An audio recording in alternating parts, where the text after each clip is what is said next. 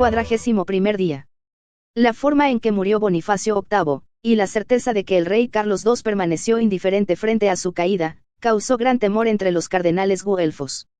Como nadie quería correr su misma suerte, o aún peor, 9 días después el Sacro Colegio se pone de acuerdo en la identidad del nuevo papa. El 22 de octubre de 1303 eligen al cardenal Nicolás Boccassini, que toma el nombre de Benedicto XI y era general de los dominicos.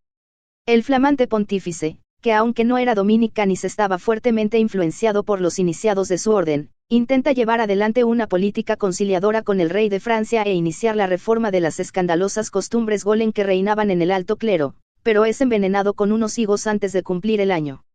Como en el caso de Celestino V, el difunto había sido una solución de conveniencia entre los irreconciliables partidos eclesiásticos, ambos bandos confiaban íntimamente con dominar al Papa.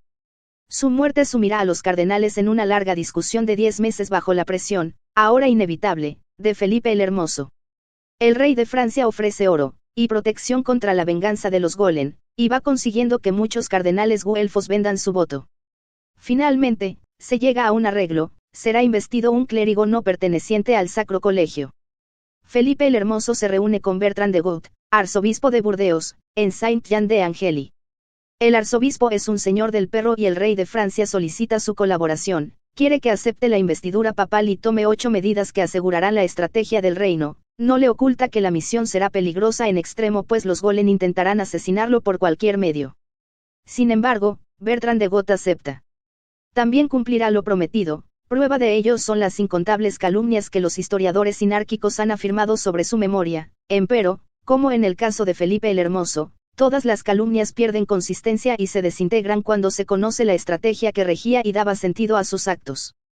Sea como fuera, el arzobispo conviene en cumplir con la misión que le propone el rey, primero, condenar la obra de Bonifacio VIII, segundo, levantar la excomunión de Felipe IV, tercero, que la Iglesia no perciba durante 5 años, de gracia, sus rentas de Francia, a fin de sanear la economía del reino, cuarto, rehabilitar a los cardenales Quelane y a su familia, quinto, nombrar cardenales a ciertos dominicanis que oportunamente se le indicarían, sexto, aprobar las determinaciones que el reino adopte contra el pueblo elegido, séptimo, incautar el oro acumulado clandestinamente por las órdenes benedictinas cluniacense y cisterciense, octavo, contribuir eficazmente para lograr la extinción de la Orden del Temple y el desmembramiento de su infraestructura financiera.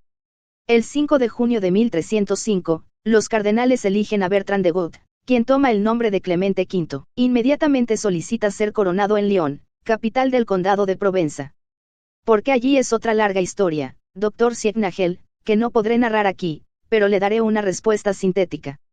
Lyon es una ciudad edificada en un sitio conocido en la antigüedad como Lugdunum, que en galo-celta quería decir colina de Lag. El nombre se originó porque en aquella colina existía un templo dedicado al culto del dios Lag.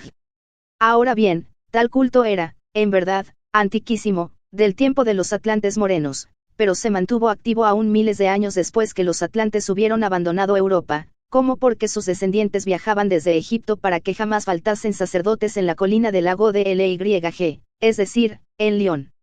Cuando los Golen vinieron acompañando a la invasión celta del siglo V AJC decidieron hacer de Lyon su santuario principal. Allí permanecieron en adelante, durante la dominación romana, borgoñona y franca, hasta los días de Felipe el Hermoso.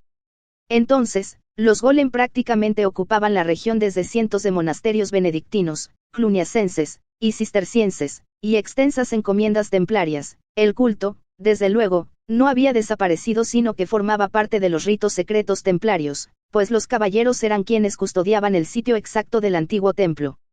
Para aportar solo un ejemplo esclarecedor, diré que no fue casual que el Papa Golen Inocencio IV convocase el 13º Concilio Ecuménico en la ciudad de Lyon, en junio de 1245, el mismo tenía por objeto decretar la excomunión del emperador Federico el, lo que se concretó luego del violento discurso del Papa que versaba sobre las 5 llagas de la cristiandad, de las cuales, la quinta, era el emperador. Vale decir, que, para condenar a quien representaba al emperador universal del pacto de sangre, los Golen se habían situado en el templo más sagrado del pacto cultural. Así, pues, el coronamiento de Clemente V tenía el carácter de un desafío planteado en el corazón mismo del enemigo. y el enemigo no dejó pasar tan imprudente acción, un sabotaje en un tablado cargado de gente, en los momentos en que pasaba la comitiva real, causó un desmoronamiento. Felipe IV y Clemente V salvaron la vida por voluntad de los dioses, pero igual suerte no tuvieron 12 príncipes que murieron en el acto, en tanto que muchos otros quedaron gravemente heridos, entre ellos Carlos de Valois, hermano del rey. Días después moría asesinado Galard de Gaulle, hermano del Papa. Felipe IV juró entonces obtener Lyon para su casa, cosa que efectivamente logró en 1307, y purgarla de Golem. Clemente V, por su parte, anunció que se dirigiría a Burdeos para poner en orden y entregar el arzobispado, pero cayó por sorpresa en Cluny, a donde procedió a incautarse del oro, para evaluar el dolor que aquella fulminante venganza habría causado a los Golem. Basta pensar que la recolección del oro demandó 5 días debido a su extraordinaria cantidad. Pese a todo, Clemente V no huyó de Lyon sino que regresó y fijó allí su residencia, a donde permaneció hasta 1309, año en que se trasladó al palacio amurallado de Aviñón, propiedad de la Iglesia. En conclusión, Dr. Siegnagel, la sabiduría hiperbórea sugiere prestar atención a Lyon, especialmente en nuestros días, pues, así como el pueblo elegido se ha propuesto hacer oír su voz desde Jerusalén, cuando la obra nefasta de la sinarquía esté consumada, así también los Golem se han propuesto hacer oír su voz desde Lyon en ese momento. Lógicamente, Clemente V tuvo que simular algún tipo de independencia inicial del rey de Francia para evitar una reacción desesperada por parte de los Golem. Con ese fin aparentó ser afecto a los lujos y placeres mundanos y hasta se amancebó con la condesa de Périgord, hija del conde de Foix, quien no era más que una iniciada cátara que hacía de enlace con los dominicanis de Tolosa. La exhibición de tales supuestas debilidades tranquilizó, hasta que fue demasiado tarde, a los Golem. Sin embargo, la fidelidad de Clemente V al Circulus Dominicanis, y su honor inquebrantable, pueden comprobarse observando, no su conducta personal, sino la forma en que cumplió con la misión. Para mencionar algunos de sus decretos más notables comencemos recordando, por ejemplo, que en el año 1306 confirmó la ley de Felipe IV por la cual, en un mismo día, fueron expropiados todos los bienes de los judíos y conminados estos, so pena de ejecución, a abandonar Francia en un tiempo brevísimo. Según una bula, los Quelane volvían a ser católicos y se les debían restituir sus títulos y propiedades. Según otra, la Iglesia se comprometía a no percibir ni un luis del Reino de Francia durante los años siguientes. A solicitud de Felipe el Hermoso sus legistas gestionaron un proceso eclesiástico post-mortem a Bonifacio VIII, el que contó con la aprobación de Clemente V. A su término, el Papa emitió la bula Rex Gloriae, en abril de 1311, donde se resumen las conclusiones. En esa bula, res vicenda, se ordena que todas las bulas de Bonifacio VIII contra Felipe IV fuesen quemadas públicamente. Felipe IV era inocente y católico fidelísimo, como también serían inocentes del atentado de Anagni Nogaret. Sciarre, y Charles, Bonifacio VIII, por otra parte, no fue declarado hereje sino culpable de obstinatio extrema. Y agreguemos que en el curso de su pontificado acabó apoderándose de la mayor parte del oro acumulado por las órdenes benedictinas, fingiendo siempre una insaciable ambición, y que hizo oídos sordos a los reclamos de los banqueros lombardos, víctimas de una ley de expropiación que confiscaba sus propiedades en Francia.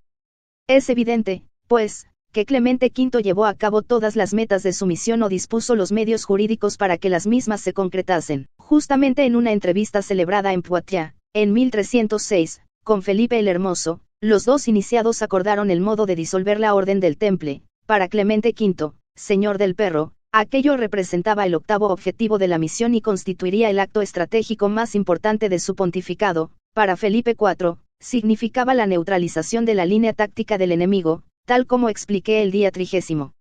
Naturalmente, no se comprenderá el por qué un rey poderoso como Felipe IV, y un papa que era el superior general de la orden, debían efectuar una planificación secreta para extinguirla, si no se realiza el esfuerzo de imaginar en qué consistía efectivamente la Orden del Temple en el siglo XIV, la magnitud de su potencia económica, financiera y militar. Mas, si se repara en ello, resultará claro que la orden estaba en condiciones de presentar varios tipos de respuestas, militares o económicas, que podrían poner en serias dificultades a Felipe IV. Hay que tener presente que los planes de la Fraternidad Blanca se apoyaban, en gran medida, en esta orden, y que la estrategia del Circulus Dominicanis exigía su destrucción para asegurar el fracaso de esos planes. El golpe, entonces, tendría que ser contundente y sorpresivo. La orden, en efecto, poseía más de 90.000 encomiendas repartidas en los países que actualmente se denominan Portugal, España, Francia, Holanda, Bélgica, Alemania, Hungría, Austria, Italia e Inglaterra.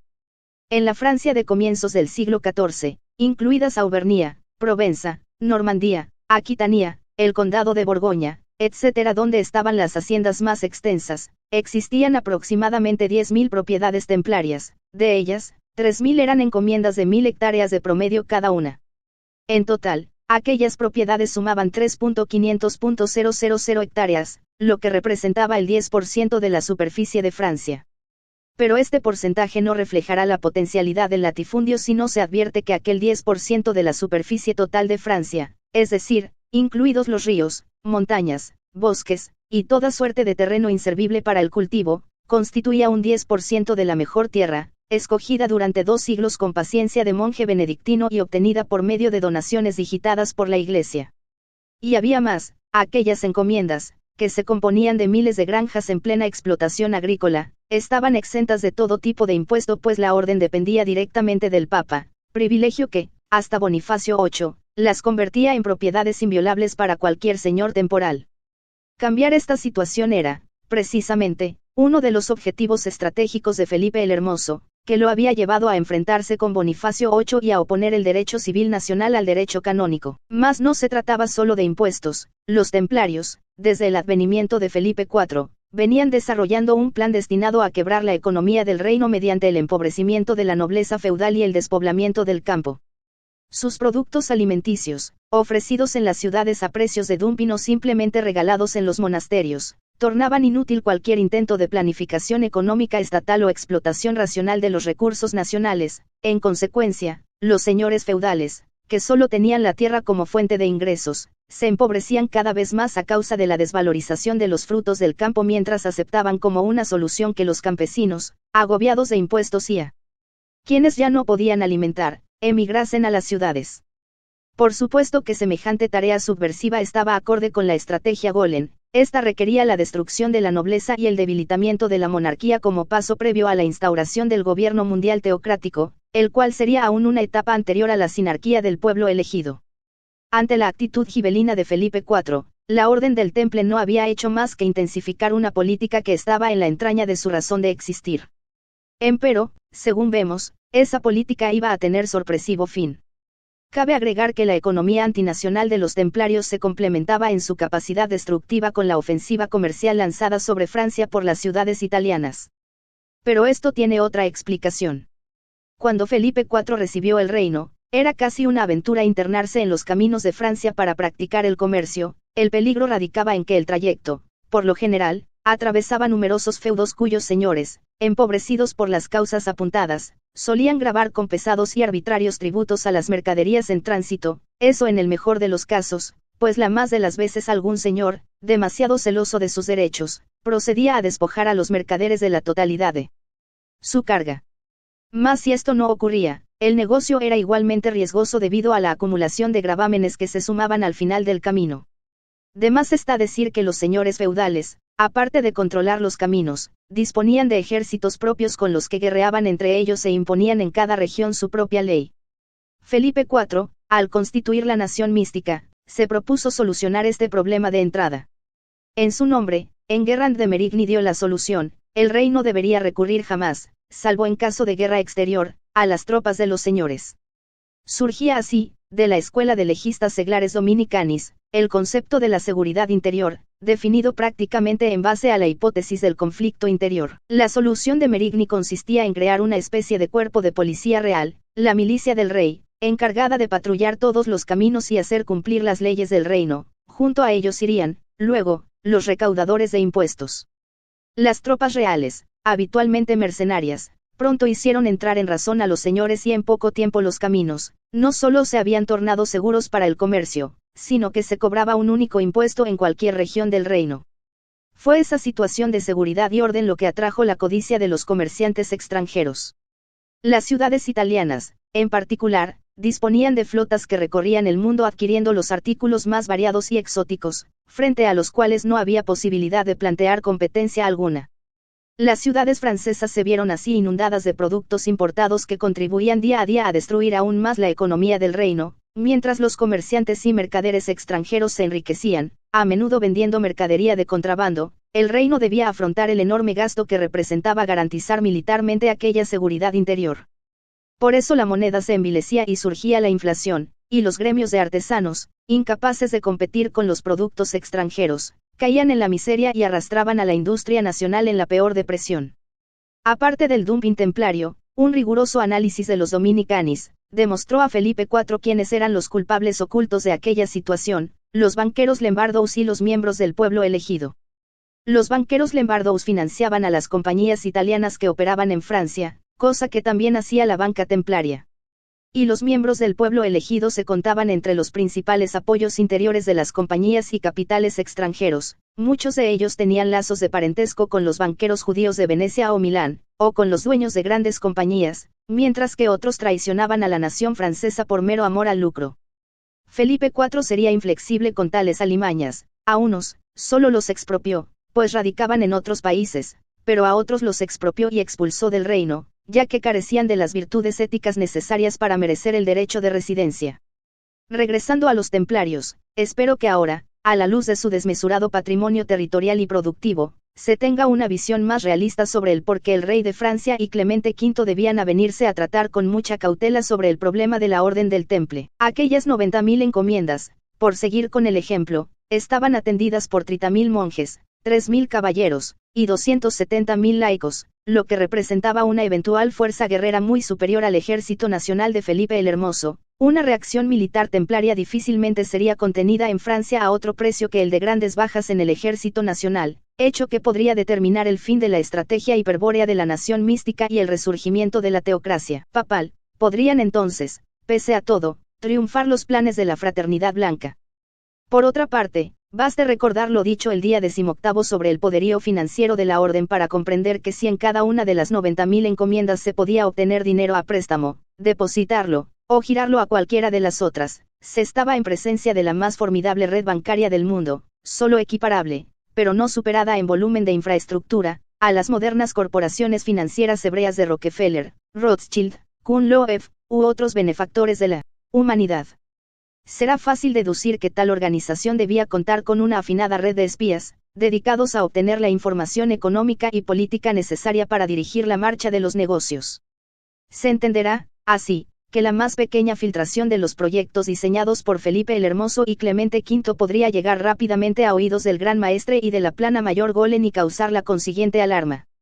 Mejor estrategia sería exponer como temas de la entrevista otras preocupaciones diferentes, una discusión por la cuestión de las rentas eclesiásticas, por ejemplo, o la situación de la cristiandad en Oriente, o la actitud del rey de Inglaterra, etc. Pero el verdadero y secreto motivo de la entrevista de Poitiers, como la historia se encargó de demostrarlo, fue proyectar la estrategia que haría posible extinguir a la Orden del Temple y desmantelar su gigantesca infraestructura.